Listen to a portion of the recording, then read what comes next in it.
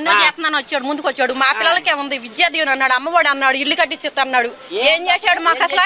ఏమీ చేయలే. ఇవాళ రోజున 5 రూపాయలు భోజనం పెడతారంటే అది నిజంగా చేతకోటి వందనాలు చేస్తున్నాం మేము. ఇంటి భోజనాన్ని మరిపిస్తుంది. మీకు పథకాలు ఏమి ఇవ్వకుండా అన్నం మేము ముందలు పెట్టి ఆ పథకాలు ఆపేస్తున్నారు అనేది ప్రచారం చేస్తున్నారమ్మా.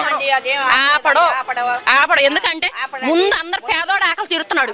పేదోడు ఆకలి తీసిన తర్వాత 10 మంది మన్నీలు పొందితేనే రేపు గద్దెక్కే రోజుని రూపాయి లేకుండా అప్పుల్లో ముంచెళ్ళాడు. ఆయన మట్టికి ఏం చేస్తాడు?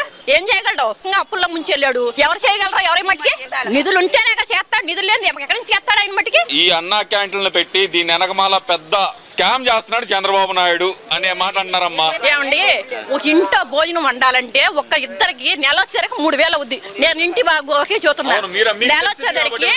నెల వచ్చేసరికి ఇద్దరికి 3000 రూపాయలు అవుతుంది. నెల వచ్చేసరికి ఇప్పుడు ఎంత అవుతుంది తిన్నారంటే? 300 రూపాయలతో పని అయిపోతుంది. అట్ట ఇస్తున్నాడా? ఎవరైనా ఇచ్చా ఉండా క్యాంటీన్ ఎత్తేసాడు ఫస్ట్ లోను.